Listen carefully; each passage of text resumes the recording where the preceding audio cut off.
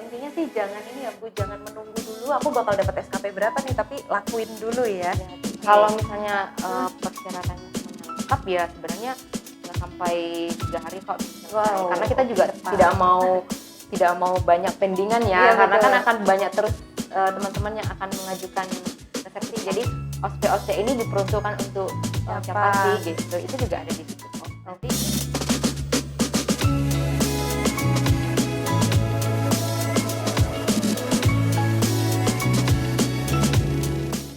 Halo Apoteker Indonesia, apa kabar semuanya?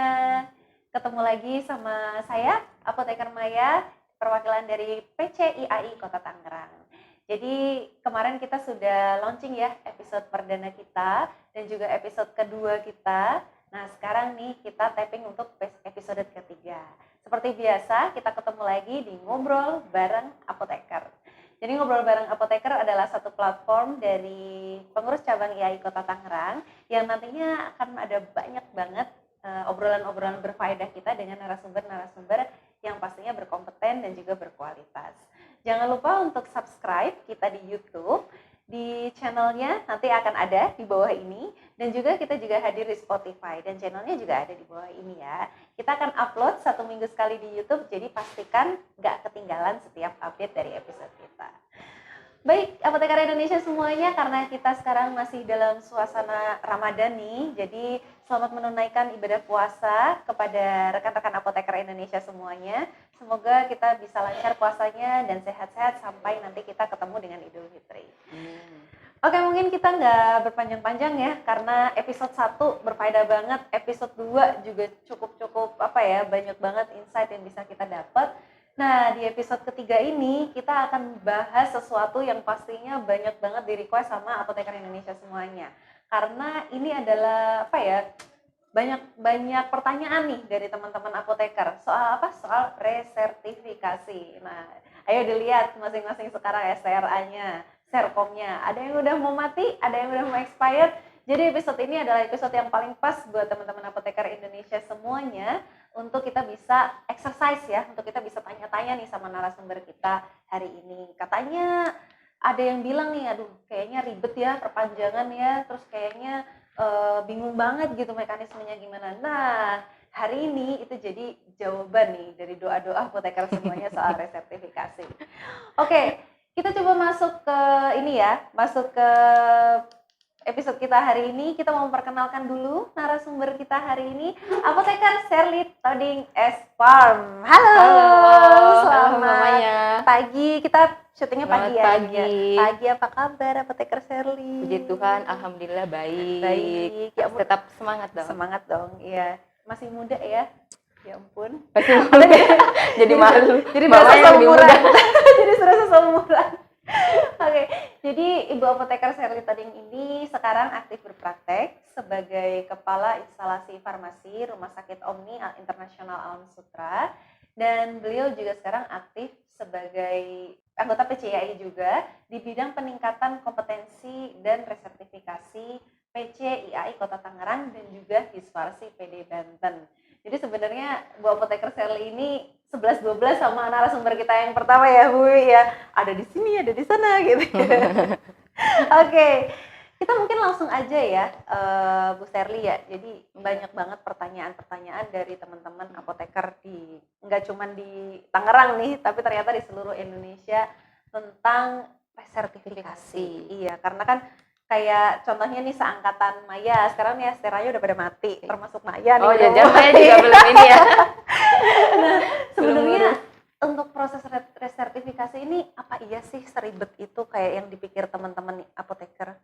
Sebenarnya resertifikasi ini itu sebenarnya nggak ribet, cuma yang bikin ribet itu adalah teman-teman baru mulai memikirkan resertifikasi itu ketika serkomnya sudah mau habis gitu. Jadi kan kalau resertifikasi ini kan berlaku kita harus mulai mengumpulkan SKP itu mulai dari berlakunya serkom kita sampai itu berakhir. Jadi nggak bisa kalau misalnya di akhir tahun masa berlakunya udah habis baru kita buru-buru cari-cari SKP-nya. Jadinya itu yang membuat teman-teman jadi kelabakan.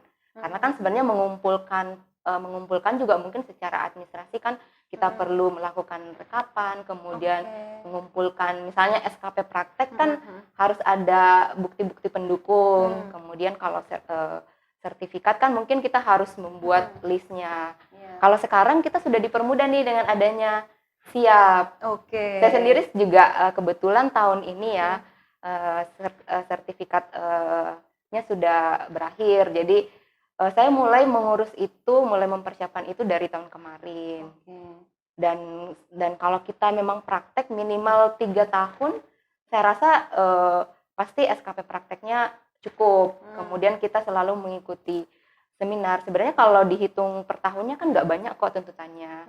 Cuma pengalaman ada beberapa teman-teman yang memang selama berpraktek itu mungkin tidak pernah mengikuti seminar, kemudian mungkin juga tidak pernah mengikuti kegiatan entah itu bakti sosial untuk mengumpulkan SKP pengabdian atau ikut dalam kegiatan-kegiatan kemasyarakatan. Padahal sebenarnya kesempatannya banyak loh. Pertama contohnya nih, biasanya kan setiap tahun kita ada Hari Kesehatan Nasional. Nah di situ biasanya pasti organisasi IAI banyak kegiatan. Kemudian pada saat WPD juga kan, WPD itu World Pharmacist Day, ya. Itu juga biasanya dari IAI juga ada kegiatan dan di situ kesempatan buat teman-teman untuk mengumpulkan SKP pengabdian. Kemudian untuk praktek, ya selama kita praktek pasti semuanya bisa di kegiatan praktek kita itu bisa jadi poin SKP pastinya. Apalagi kalau misalnya teman-teman yang di rumah sakit, kemudian di industri, puskesmas, itu kan pasti sudah jelas ya jadwal kerjanya minimal 5 hari kerja atau paling sedikit 4 hari kerja. Nah sebenarnya itu kan sudah sangat cukup untuk mengumpulkan SKP sebenarnya. Dan saya rasa yang menjadi masalah selama ini teman-teman itu tidak membaca panduan untuk melakukan resertifikasi itu seperti apa. Kemudian mendadak, bahkan ada juga yang sebenarnya sudah berakhir nih serkomnya, tapi nggak diurus-urus, nanti diurus setelah sipanya atau STR-nya habis. Nah, cuma untuk tahun ini kita dipermudah, jadi sekarang sudah ada sistem bahwa masa berlaku STRA sama serkom itu jadi sama nanti. Jadi nggak ada lagi serkomnya duluan kadaluarsa daripada STRA. Nah betul tuh. Itu. Jadi tahun ini, makanya tahun ini mungkin ada yang masa berlaku serkomnya hanya 4 tahun, ada yang 3 tahun, kemudian ada juga yang mungkin nanti ada yang 6 tahun. Itu karena sampai nanti akan disesuaikan dengan masa berakhirnya STRA. Jadi serkomnya itu ngikut STRA-nya ya. Iya. Iya, itu kejadian tuh sama Maya tuh. Jadi STRA-nya habisnya kapan, serkomnya habisnya kapan. Berarti jadi, ini jawaban Bu Sherly ini ya mematahkan mitos dulu yang pertama nih. Kalau ternyata teman-teman apoteker masih mikir aduh resertifikasi kita harus berat banget jalannya, ternyata kuncinya adalah dicicil ya. Kuncinya dicicil sejak STRA-nya aktif dan usahakan berapa lama sebelumnya kita bisa urus STRA sebelum STRA habis? Serkom itu harus dimulai diproses ya kalau bisa 6 bulan sebelum berakhir. Karena kan nanti kalau misalnya teman-teman ada kekurangan atau ada yang harus dilengkapi kan kita masih bisa kasih waktu. Jadi teman-teman juga masih ada waktu untuk melengkapi data-data yang masih kurang. Misalnya nih ada yang SKP pembelajarannya sudah tidak mencukupi, kan masih ada waktu untuk ikut webinar atau ikut seminar. Atau mungkin yang SKP prakteknya masih kurang kan bisa mungkin ditambahkan untuk jamnya ya. Jam kerjanya seperti itu. Berarti please note ya teman-teman apoteker Indonesia ya. Jadi silakan sekarang cek nih di rumah masing-masing ya. Apakah STRA-nya mau habis atau serkomnya mau habis. Nah, dengan lihat video ini nanti kita akan bahas banyak. Kalau misalnya udah mau habis, kita mulai prepare ya untuk dokumen-dokumennya. Kita tadi dari penjelasan Bu Sherly ini saya note ada beberapa poin yang penting. Satu, ada panduan ya, ada panduannya. Kemudian yang kedua, SKP yang harus dikumpulkan, dan ketiga rekap ya untuk kita mulai proses resertifikasi ini. Mungkin kita nanti akan ngobrol satu-satu nih. Yang pertama, buku panduan dulu deh biar teman-teman semuanya juga bisa ngeh gitu ya. Kita bisa lihat buku panduannya di mana sih sebenarnya? Kalau yang manual sebenarnya di websitenya IAI dan di internet juga banyak sih sebenarnya. Oke. Misalnya Mm-mm. kalau untuk pelayanan di bidang rumah sakit, apa Mm-mm. saja sih yang bisa diklaim sebagai SKP dan Mm-mm. berapa poinnya gitu. Oke. Kemudian di industri juga ada kan, kalau di industri kan kegiatannya banyak ya, ada yang di bagian pengawasan mutu, ada yang di bagian produksi, ada yang di bagian registrasi, ada yang di bagian diklat atau penelitian. Di bagian penelitian itu juga bisa diklaim sebagai SKP. Jadi teman-teman yang di industri, selama pengalaman saya ya, selama verifikasi SKP teman-teman yang di industri itu, selama memang praktek di industri, SKP prakteknya pasti melebihi dari yang dipersyaratkan. Oke. Begitu juga dengan teman-teman yang di rumah sakit. Karena memang kita kan selalu praktek ya, jadi pasti dapat SKP. Kalau sekarang di Siap itu lebih gampang lagi ya, karena kan kita tinggal bisa milih kita melakukan praktek apa aja. Jadi kita tinggal masuk di situ. Nah mungkin yang teman-teman sekarang bisa siapkan adalah bukti-bukti pendukung dari SKP praktek yang kita klaim di Siap itu.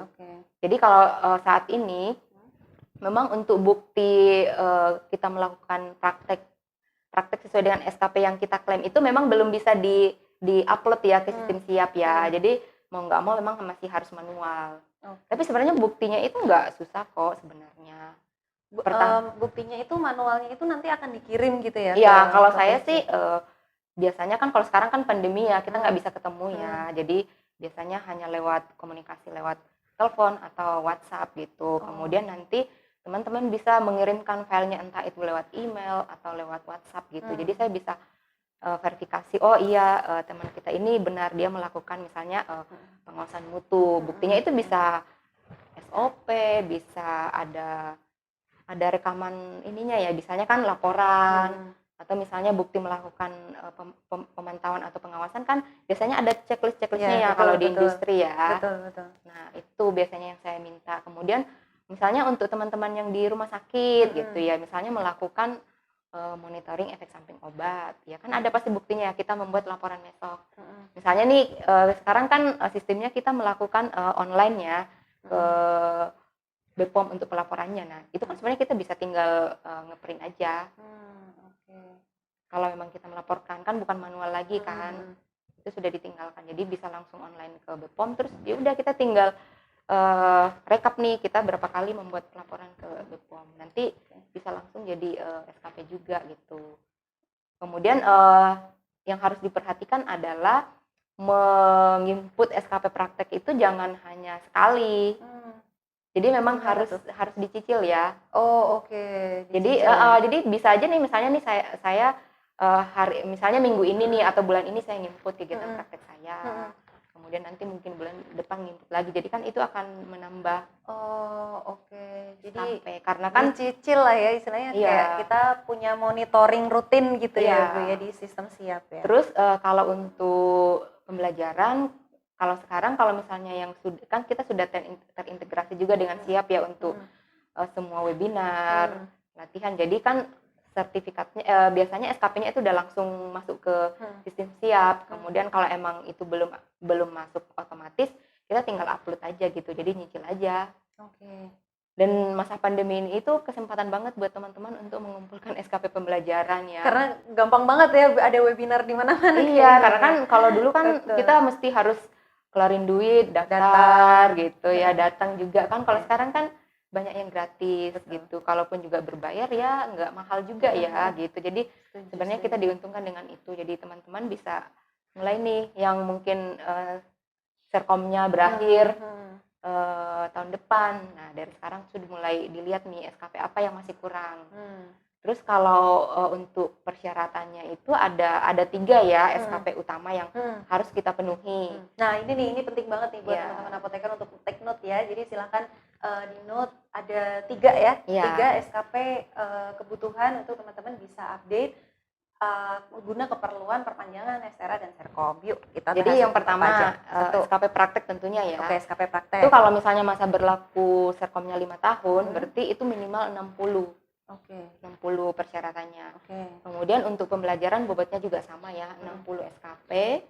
Kemudian untuk pengabdian 8. Nah, ketiga domain utama ini harus kita penuhi. Jadi tidak bisa nih misalnya SKP prakteknya mungkin 100, tetapi pembelajarannya dia mungkin hanya 30, 40. Nah, itu tidak bisa. Jadi ada standar minimal yang harus dipenuhi. Atau misalnya SKP pembelajaran sama prakteknya banyak nih, tapi yang pengabdian nggak ada sama sekali, ya itu juga tidak bisa. Gitu. Jadi harus tiga-tiganya harus sesuai dengan batas yang ditetapkan. Nah, nanti kan kita kan harus mengumpulkan nih 150 nih. Kalau misalnya 60 tambah 60 kan baru 120, tambah 8 kan 128. Nah, untuk sisanya itu bisa dipenuhi dari manapun. Entah itu dari praktek, dari pembelajaran, atau dari pengabdian, atau kan juga ada yang tidak wajib sih sebenarnya ya. Yang mungkin yang senang penelitian, yang ilmiah, itu juga ada SKP-nya. Oke, berarti SKP yang pertama adalah praktek, itu batasnya 60. Kemudian yang kedua adalah SKP pembelajaran 60, yang terakhir adalah SKP pengabdian 8, dan itu adalah minimal. Iya, itu. Jadi 3 komponen ini teman-teman apoteker Indonesia harus pas lah ya, kira-kira kayak kalau nilai itu ada batas tuntasnya gitu ya. Batas tuntasnya itu, dan sisanya bisa dipenuhi dari SKP lain. Jadi nah, ada mitos juga nih di teman-teman apoteker nih Bu. Ya udah, kita ikut aja webinar sebanyak-banyaknya buat ngumpulin SKP untuk kita nanti perpanjang lagi. Nah, itu juga nggak bisa berarti ya. Kalau misalnya prakteknya kurang, pengabdiannya kurang, kita penuhin aja semuanya dari pembelajaran, webinar, dan lain. Nggak bisa ya berarti ya. Kita harus memenuhi 3 kriteria itu. Atau misalnya nih kita kerja terus tapi kita tidak pernah mengupdate ilmu kita, ya. Pastinya kan kita juga nggak bisa dikatakan kompeten ya. Ini kan intinya kan untuk menjamin, memastikan kompetensi kita itu selalu terjaga ya. 3 aspek itu harus kita penuhi.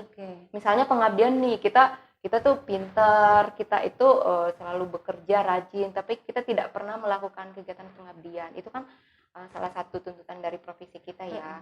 Paling enggak ya ikut pengobatan massal kan juga bisa ya, atau memberikan edukasi, penyuluhan. Kan di lingkungan kita kan mungkin ada ibu PKK ya, gitu ya, ada kegiatan posyandu lansia. Di situ kan kita bisa mungkin ikut bergabung dengan ibu-ibu tim. Biasanya kalau di posyandu itu ada kader gitu ya.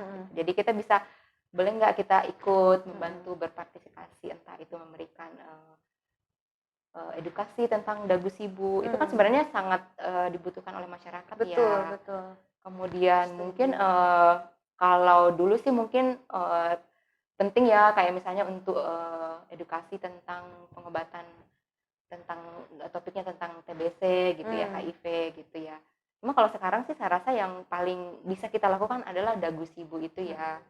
Bagaimana kita memberikan edukasi ke masyarakat ya, sesuai dengan program Kemenkes lah tentang Germas.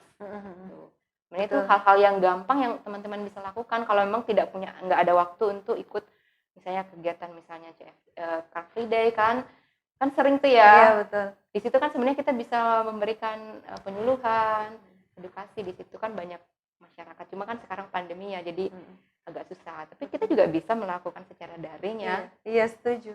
Apalagi dagu sibu ya, karena ibu-ibu di sekitar rumah itu tuh sekarang lagi trennya self medication tuh naik ya. Iya, sama jadi belanja online gitu betul. Ya. Jadi banyak banget ibu-ibu tuh yang sekarang simpan obat di rumah, tapi khawatirnya karena tidak ada edukasi yang proper gitu ya. Nah, itu tempat kita untuk penyimpanannya apakah benar, kemudian betul. Bagaimana untuk mengecek kadaluarsa, gimana kalau ada sediaannya yang sudah kadaluarsa kan perlu diedukasi, jangan sampai mereka membuang sembarangan. Kemudian disalahgunakan orang atau mencemari lingkungan. Noted. Jadi sebenarnya atau ke ini bisa ke SMA, sekolah-sekolah kan juga bisa kan kita memberikan. Apalagi sekarang sekolah lagi online ya Bu ya. Iya. Jadi kita bisa via webinar juga izin ke sekolahnya, kita membuat kegiatan entah itu mandiri atau ngajak teman-teman yang lain. Collab. Iya, collab. Jadi nggak harus dikerjakan sendiri. Nah, nanti bagaimana cara mengumpulkan SKP-nya kalau misalnya itu tidak ada edaran langsung dari HI gitu ya. Sebenarnya gampang kok. Jadi yang penting ada materinya, kemudian ada bukti pelaksanaannya, ada sasarannya yang jelas gitu. Itu nanti kita akan berikan SKP secara manual. Jadi atau kita nanti bisa klaim ke ini IAI. Gitu. Jadi nanti dari tim resertifikasi yang akan memberikan ini kegiatan ini kita bisa kasih SKP berapa. Nah, jadi jangan seperti ini juga. Jadi ada yang memberikan edukasi tapi hanya ke 2 atau 3 orang. Ya, kurang. Jadi kita juga lihat dari sasarannya itu ada berapa banyak. Sip. Berarti pokoknya dipermudah lah ya Bu ya, kalau misalnya teman-teman mau melakukan kegiatan pengabdian. Soalnya biasanya kayaknya dari 3 komponen ini yang paling berat ini pengabdian nih, karena teman-teman iya ya kan. Kalau teman-teman yang betul. praktek biasanya yang bermasalah di pengabdian kalau mereka tidak pernah mengikuti kegiatan pengabdian. Tapi sebenarnya masih ada yang ini loh, yang paling gampang juga teman-teman untuk mendapatkan SKP pengabdian ya ikut. Kalau misalnya IAI mengadakan rakercap atau rakerda, biasanya kan dapat 4 poin SKP ya. Pengabdian? Iya. Oh gitu, oke. Sip. Pengetahuan baru lagi nih. Jadi kalau ada, jadi tetap up to date ya sama kegiatan masing-masing ya. Kegiatan betul, PC IAI. Kegiatan PC, betul. Jadi mungkin yang di Tangerang gitu, kita pasti nanti akan update, jadi follow Instagramnya juga, karena insya Allah nanti semua kegiatan update di Instagramnya PC IAI Kota Tangerang.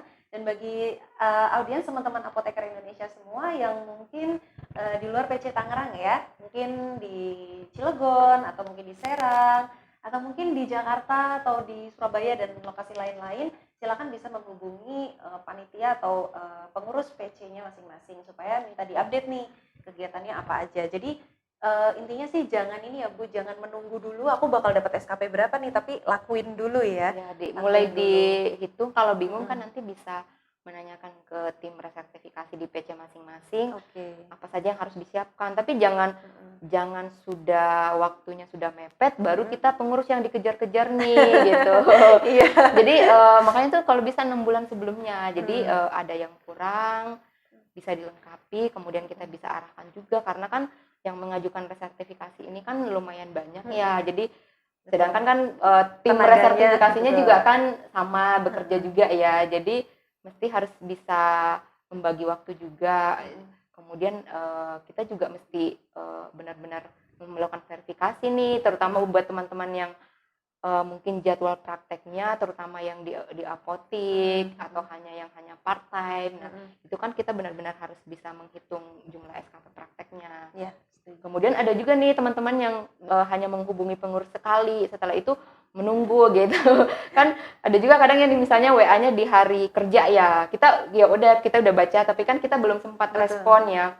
Habis itu nggak pernah menghubungi lagi, nggak pernah follow up lagi, udah sampai mana, jadinya kadang kita juga kelewatan juga gitu. Maksudnya sudah lama tapi kita nggak verifikasi, karena kan yang masuk ke sistem siap kan juga banyak. Tapi kalau kita di sini untungnya nih sekretaris kita itu cukup aktif ya di PC Kota. Jadi dia akan melihat nih teman-teman yang sudah masukkan sudah registrasi untuk perpanjangan Serkom itu siapa aja nih yang belum selesai. Jadi nanti biasanya kita saling mengingatkan. Jadi nanti dari tim sekretaris juga nanti akan mengingatkan kita nih yang tim resertifikasi. Ini masalahnya apa kok belum selesai gitu. Ada juga yang mereka hanya mendaftar di sistem siap tapi nggak menghubungi tim sertifikasi. Kalau saya sih kalau belum dihubungi kan saya berpikirnya mungkin masih ada masalah administrasi yang belum selesai, karena kan alurnya memang begitu ya. Jadi nanti dari sekretaris akan memverifikasi data-datanya apakah sudah lengkap. Kemudian nanti kalau sudah oke, nanti baru diserahkan ke kita tim resertifikasi. Seperti itu. Dan mungkin yang tidak kalah pentingnya ini bagaimana dengan teman-teman yang Serkomnya sudah habis tetapi tidak praktek. Nah, ini yang susah, ini yang kita tidak bisa bantu ya. Jadi memang teman-teman yang tidak melakukan praktek selama Serkomnya berlaku, ya mau nggak mau melakukan OSC atau OSP ya. Jadi OSC itu buat yang di rumah sakit, klinik, yang di bagian pelayanan ya. Kemudian yang OSP ya buat teman-teman yang di industri. Apalagi teman-teman yang di industri biasanya ini ya, kadang Serkomnya kan mungkin tidak dipakai ya. Jadi akhirnya habis, terus tiba-tiba pengen mungkin entah itu mungkin juga pengen praktek di apotik atau mungkin di industri mungkin pindah ke bagian yang memang harus ada sikanya izin, ya. harus ada sika. Oke, mungkin yang ini juga menarik banget nih, satu poin yang menarik banget untuk teman-teman apoteker yang mungkin selama ini serkomnya belum terpakai ya. Nanti kita akan bahas itu intens di belakang. Mungkin sebagai wrap up yang tadi, saya pengen ini ya memberikan step by step untuk teman-teman nih resume dari Ibu Sherly tadi. Jadi yang pertama teman-teman mesti baca panduannya dulu. Mungkin nanti lebih baik di kolom deskripsi nanti kita akan buatkan satu link Google Drive ya. Di situ bisa kita upload kira-kira template atau panduan yang lengkap nih supaya ketika teman-teman apoteker semuanya lihat episode ini, nanti buku panduan bisa dicari di mana ya. Nah, nanti teman-teman tinggal klik link Google Drive yang ada di deskripsi ini. Nah, oke, yang pertama kita baca panduan, kemudian perhatikan SKP-nya seperti yang tadi sudah dijelaskan ya. SKP-nya juga harus terdistribusi rata sesuai dengan kebutuhan, sesuai dengan batas minimal. Jangan lupa pengabdiannya dan kemudian rekap. Nah, ini masalah rekap manual nih. Nah, mungkin masalah rekap sebenarnya manual sih teman-teman kalau sudah punya aplikasi Siap sebenarnya sih tinggal sering-sering berkunjung aja ke sistem Siap aja gitu. Oh, jadi misalnya nih habis ada rekap manual ya? Iya, jadi sebenarnya semuanya sekarang itu sudah terakomodir di Siap ya.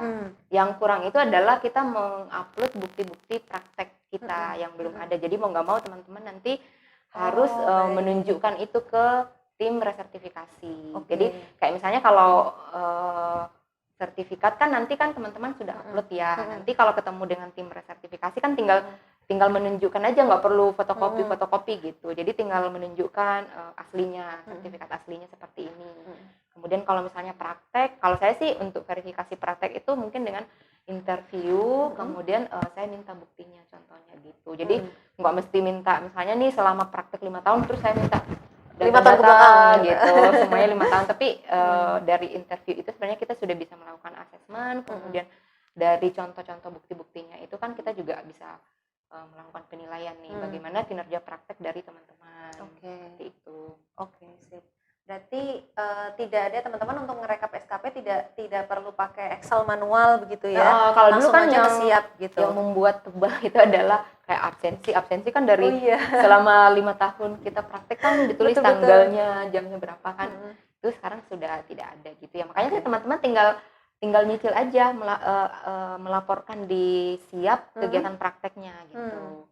Misalnya melakukan plan resep sehari berapa, misalnya melakukan pengajian resep hari ini berapa, itu ya bisa di upload lagi ke sistem, misalnya dilaporkan, nanti SKP-nya akan dihitung secara otomatis sama Siap. Baik. Jadi sebenarnya dengan adanya sistem Siap ini teman-teman makin dipermudah gitu. Kalau dulu kan kita bikin kayak setebal skripsi ya, jadi dari teman-teman yang mengajukan juga pasti perlu proses lama, ngeprint, ngedit, segala macam, ngisi-ngisi.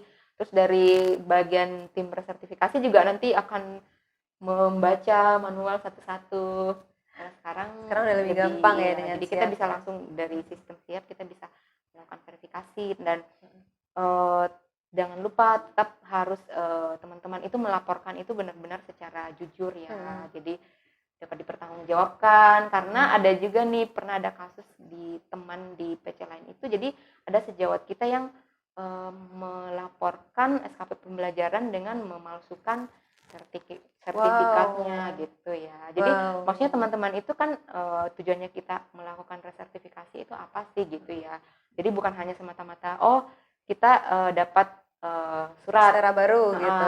Kemudian setelah itu tidak ada tanggung jawabnya di situ ya, kita kan tetap sudah mendapatkan serkom ya, berarti di dalamnya kita juga ada tanggung jawab bahwa ya kita memang kompeten untuk melakukan praktek gitu, untuk melakukan pelayanan kefarmasian dan itu dibuktikan dengan kita mengikuti pelatihan, seminar, kemudian kita selalu aktif melakukan kegiatan praktek gitu. Jadi saya rasa tidak perlu dibuat-buat gitu ya. Jadi kalau misalnya memang ada masalah, ada kekurangan, ya nanti kita bisa diskusikan. Nanti dari tim resertifikasi juga akan mengarahkan dan memberikan solusi. Jadi misalnya nih ada yang SKP prakteknya kurang ya.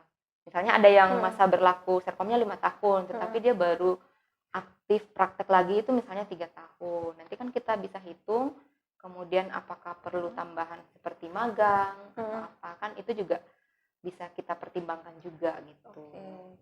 Oke. Jadi ya intinya kan kita memastikan teman-teman itu tidak terhambat dalam melakukan praktek, tapi secara kompetensi itu juga bisa dipertanggungjawabkan.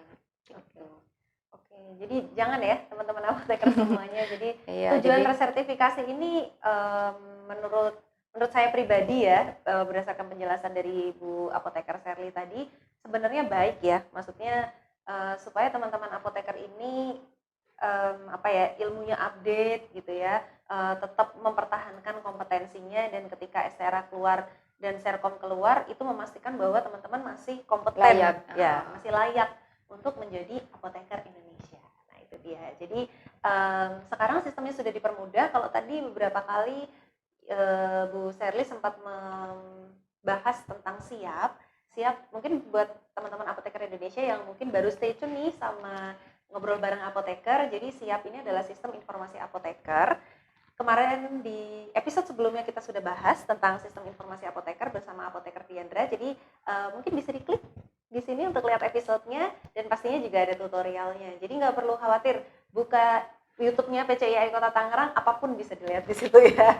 Termasuk kelengkapan-kelengkapan yang mungkin nanti bisa teman-teman pakai untuk proses pengajuan resertifikasi. Jangan lupa berarti yang dibutuhkan adalah 1, baca dulu panduannya, 2, pahami dulu SKP-nya ya. Jadi pastikan SKP-nya selalu terupdate.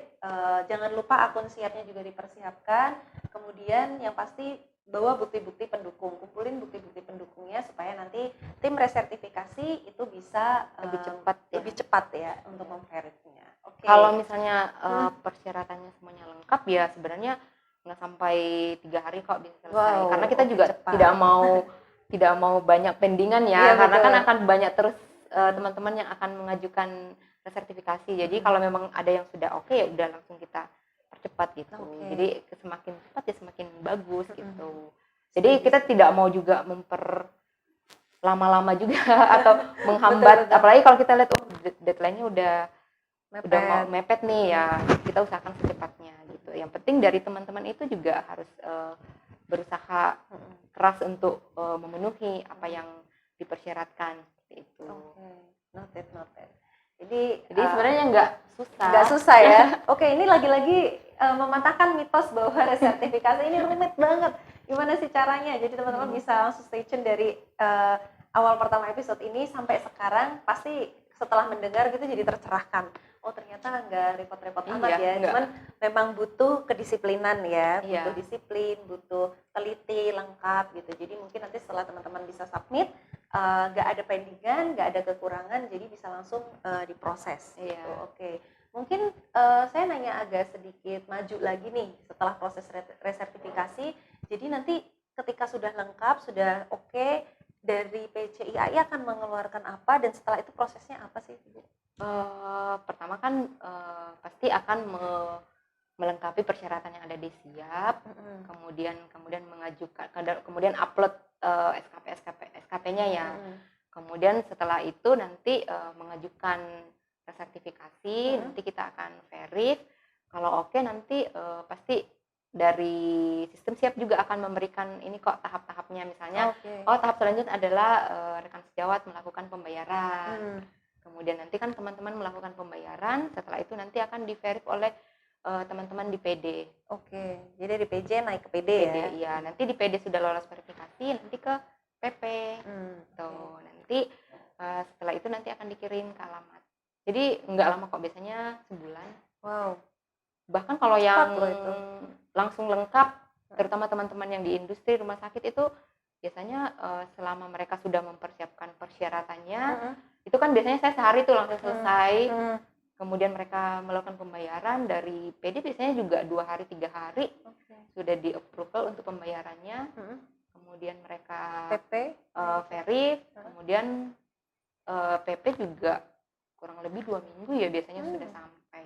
Total sebulan lah ya kalau memang maksudnya sudah lengkap betul. Selama itu sudah lengkap betul, ya. Betul. gitu. Jadi rata-rata kurang dari sebulan kan Oh, sudah luar lengkap. biasa. Iya, karena memang sudah ada template-nya juga mungkin ya. Hmm. Jadi tinggal cetak, Hmm. kemudian proses pengiriman kan yang perlu dikirim berkasnya kan cuma benar-benar yang sertifikatnya yang sudah jadi ya. Kalau berkas yang lain kan semuanya lewat sistem via. Oke. Jadi nggak terlalu lama. Jadi kita hanya menunggu proses pengiriman ya paling seminggu ya paling lama. Oke. Oke. Jadi pokoknya udah full package lah ya di Iya. situ. Jadi itu mekanismenya. Jadi mungkin sekarang nih buat teman-teman apoteker Indonesia yang STRA atau Serkomnya sudah mulai deket-deket masa expiry date, jadi silakan dilihat dan mulai dicek-cek lagi berkas-berkasnya. Usahakan masuk ke PC sudah lengkap, jadi supaya prosesnya lebih smooth gitu ya. Jadi nanti setelah dari PC teman-teman bisa lihat di siap apa aja tahapannya, tapi kurang lebih setelah dari PC, verif, kemudian melakukan pembayaran, nanti akan naik ke PD. PD itu pengurus daerah, IAI, kemudian setelah dari PD, verif nanti akan ke PP, pengurus pusat. Nah setelah itu baru nanti kalau Serkomnya sudah terbit, semuanya terbit, sertifikatnya terbit dan akan dikirimkan ke alamat masing-masing. Jadi sebenarnya luar biasa gampang loh ya. Sekarang sudah ada SIA, sudah difasilitasi sistem gitu ya. Dan jangan lupa iuran anggotanya dicicil Oh, nih ya, tiap ini tahun. dia, Jadi betul.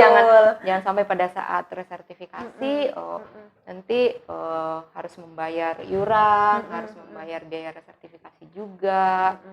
Belum lagi nanti kalau STRA-nya juga sudah mau habis kan jadinya teman-teman nanti takutnya berat gitu. Jadi mau nggak mau sekarang iuran harus dicicil ya biar nanti tidak memberatkan buat teman-teman pada saat melakukan perpanjangan Serkom gitu. Jadi nanti mungkin yang perlu teman-teman ketahui bahwa mungkin masih ada teman-teman yang masa berlaku Serkomnya mungkin hanya 3 tahun. Nah, nanti untuk SKP-nya nanti itu berarti 150 dibagi 3. Oke, jadi nggak 3 tahun tuh 150 enggak ya? Enggak. Jadi lebih dipermudah lagi. Iya, jadi mungkin kan teman-teman ada yang kan kalau dulu kan Serkomnya mengikuti, ada yang mungkin mengikuti STRA ya, sudah mengikuti STRA ya. Kayak saya kemarin itu memang cuma 3 tahun. Jadi sudah mengikuti masa berakhirnya STR saya. Tuh, jadi yang nggak harus mengumpulkan 50, tetapi bobotnya tetap kayak tadi sekitar 50-60% yang untuk pembelajaran dan praktek ya. Sekitar 30. Berarti tinggal dibagi dari minimalnya tadi itu tinggal dibagi 5 aja terus dikali 3. Misalnya 60 dibagi 5 terus dikali 3. 12 kali 3 36 berarti ya. Yang harus dipenuhi standar minimalnya. Oke, berarti proporsional lah ya dengan tahunnya ya. Oke, jadi semuanya udah lengkap nih teman-teman apoteker Indonesia. Jadi bisa langsung mulai cicil-cicil ya dengan guideline-nya dari Bu Sherly tadi. Ini juga mungkin berlaku untuk teman-teman apoteker di luar PCIAI Tangerang. Silakan menghubungi PC masing-masing untuk mendapatkan informasi secara lebih detail. Nah, mungkin satu bahasan pamungkas nih yang terakhir sebelum kita wrap up ya, Bu Sherly. Tadi sempat dibahas sedikit nih, kalau misalnya teman-teman apoteker ini kerjanya di bidang, sebenarnya apoteker juga, di bidang farmasi juga nih, cuman bukan di pelayanan gitu, bukan di bidang yang mungkin terdapat di panduan gitu, bisa menjadi SKP praktek. Contohnya nih misalnya teman-teman yang sekarang ini bekerja di industri tapi Serkomnya tidak terpakai. Ya betul kan. Misalnya di bagian marketing, product management, kemudian ada di business development, kemudian ada mungkin new product planning, project manager seperti itu. Nah itu kira-kira gimana nih pencerahannya untuk bisa melakukan resertifikasi? Kalau untuk teman-teman yang memang sama sekali tidak melakukan praktek ya solusinya memang harus ikut OSPE kalau teman-teman yang di industri ya. Oke, OSPE. Atau OSCE untuk teman-teman yang di pelayanan, yang di komunitas dan rumah sakit. Oke, jadi OSCE dan OSPE itu adalah tes ya? Iya, jadi saya kurang paham deh apakah sekarang masih ada semacam pelatihannya terlebih dahulu baru tes ataukah langsung tes. Kalau dulu-dulu sih zaman pada saat baru dengar OSCE itu kan biasanya ada semacam pemberian materi dulu ya berapa Oke. hari, habis itu nanti tes. Hmm. Cuma kalau masalah OSPE OSCE itu nanti di website SIAP itu ada kok Oke. informasinya. Sudah ada berarti. Sudah ada. Jadi nanti teman-teman sebenarnya tinggal berkunjung aja ke aplikasi SIAP aja. Mm-mm. Nanti di situ ada jadwal OSPE atau OSCE juga ada di situ. Hmm. Kemudian nanti persyaratan-persyaratannya, Hmm. siapa saja yang boleh mengikuti OSPE OSCE, siapa sih. Jadi OSPE OSCE ini diperuntukkan untuk siapa sih gitu. Itu juga ada di situ kok. Nanti dan biasanya di grup-grup kita di apoteker pasti biasanya langsung beredar tuh Iya. edaran-edarannya. Betul. Kalau ada kegiatan OSCE OSPE dalam waktu dekat. Mm-mm. Jadi sebenarnya sih teman-teman yang penting update informasi aja. Mm-mm. Tuh. Oke, thank you. Jadi mungkin teman-teman yang belum ini ya masih bingung apa tuh OSCE gitu ya. OSCE adalah Objective Structure Clinical Examination. Kalau yang OSPE itu adalah Objective Structure Practice ya kalau nggak salah examination. Nah, nanti silahkan dikoreksi kalau misalnya kami salah. Tapi teman-teman semuanya bisa lihat di SIAP. Pokoknya kalau teman-teman sekarang nih akun SIAP-nya belum ada, belum ready, pastikan udah punya akun SIAP dulu karena di SIAP itu udah banyak sekali informasi yang komprehensif ya, termasuk dengan OSCE dan OSPE tadi, termasuk jadwal webinar. Oh, jadwal webinar juga ada? Iya. Oke, jadwal webinar juga ada. Jadi pokoknya semuanya sudah ada di situ. Bahkan kalau misalnya teman-teman nggak sempat ikut webinarnya saat itu masih bisa nonton videonya. Bisa nonton. Oh, ada jadi ada waktunya. Jadi dikasih waktu sampai biasanya sih bisa sampai sebulan lebih ya. Jadi teman-teman yang misalnya nggak sempat ikut masih bisa gitu daftar, tapi mungkin bisa ngikutinya sesuai dengan waktu teman-teman gitu. Nanti juga SKP-nya langsung otomatis di ini. Yang penting memenuhi waktu yang kan ada batas minimalnya ya. Jadi misalnya satu webinar itu harus ikut berapa menit minimal, baru bisa mendapatkan SKP. Sama jangan lupa ada post-testnya gitu ya. Jadi post-test juga harus ada misalnya minimal 80 nilainya baru boleh dapat sertifikat. Jadi meskipun kita lihatnya di video playback tapi tetap SKP-nya dapat ya sesuai dengan yang sudah diinformasikan di sistem SIAP. Jadi teman-teman yang sibuk gitu, aduh nggak sempat ikut webinar segala macam kan ya tinggal playback aja gitu. Yang penting nanti benar-benar diikuti supaya bisa jawab post-testnya. Pastikan post-testnya terekam ya, maksudnya terrecord di sistem. Nanti teman-teman bahkan dikasih waktu juga kok biasanya. Misalnya pas mengisi pertama ternyata nilainya belum memenuhi target, misalnya di bawah 80, nah itu bisa diulang. Oh, ada remedinya. Tapi ada remedinya maksimal 2 kali, 3 kali kalau nggak salah. Ada remedi. Jadi teman-teman harus benar-benar memperhatikan juga. Ayo di screenshot materinya ya. Luar biasa nggak kerasa ya. Kita ngobrolnya udah cukup lama, tapi harapannya sih kita bisa ngobrol secara komprehensif ya. Jadi teman-teman yang mungkin masih bingung gitu dengan proses resertifikasi, masih punya pemikiran gitu kalau resertifikasi ribet, ternyata nggak banget gitu ya, sama sekali nggak gitu. Jadi mitosnya terpecahkan gitu ya di video ini. Kalau resertifikasi nggak ribet, silahkan disiapkan akun SIAP-nya, ikuti video ini dari sejak awal, dari sejak menit pertama sampai menit sekarang karena informasinya berfaedah banget, bisa jadi guideline teman-teman untuk melakukan resertifikasi. Dan jangan lupa silakan nanti cek di kolom deskripsi, ada satu link Google Drive yang itu bisa teman-teman pakai untuk menjadi contoh. Ada panduannya, kemudian ada contoh bukti-buktinya yang teman-teman harus kumpulkan dan nanti bisa didiskusikan dengan tim PC via email. Dan juga satu lagi mungkin tahapan-tahapan atau apa sih yang harus diperhatikan gitu ya ketika misalnya melakukan resertifikasi. Dan juga mungkin teman-teman yang ini ya, yang belum berpraktek nih mengikuti OSCE dan OSPE, mungkin nanti di next episode, karena episode ini kepanjangan kalau kita nanti ngomongin OSCE OSPE ya. Iya benar-benar. Iya kan, karena kayaknya OSCE OSPE tuh banyak yang bingung gitu. Apa sih OSCE, apa sih OSPE, seperti apa soalnya? Apa yang harus dipersiapkan? Betul. Jadi gimana caranya supaya bisa lulus? Jangan betul, sampai betul. sudah bayar mahal juga tapi nggak lulus juga. Betul. Jadi nanti kita akan pastikan kita punya satu episode lagi tentang OSCE, membahas tuntas tentang OSCE dan OSPE. Jadi mungkin sekian episode kita hari ini tentang apoteker bersertifikasi, Dan jangan lupa kita juga menghimbau teman-teman apoteker semuanya untuk melakukan resertifikasi secara sedini mungkin ya, jadi dicicil. Bagi yang mungkin sudah hampir expired silahkan dilakukan dipasang reminder dan mulai dari sekarang dikumpulkan data-datanya. Dan terima kasih banyak Maya ucapkan untuk Ibu Apoteker Shirley. Terima kasih atas juga sudah kehadiran hari bisa ini. hadir, bisa Iya. sharing sama teman-teman, terutama untuk teman-teman PC Kota Tangerang ya. Ya. Jadi nanti nggak bingung kalau mau Iya. sertifikasi. Betul. Jadi sekarang udah clear nih, teman-teman bisa replay video ini kapanpun kalau misalnya teman-teman bingung tentang sertifikasi. Dan jangan lupa subscribe juga channel kita dan juga Spotify kita, karena kita akan upload ngobrol bareng apoteker episode setiap 1 minggu sekali. Sekian episode kali ini, semoga bermanfaat. Sampai jumpa di episode selanjutnya. Cheers, Apoteker Indonesia!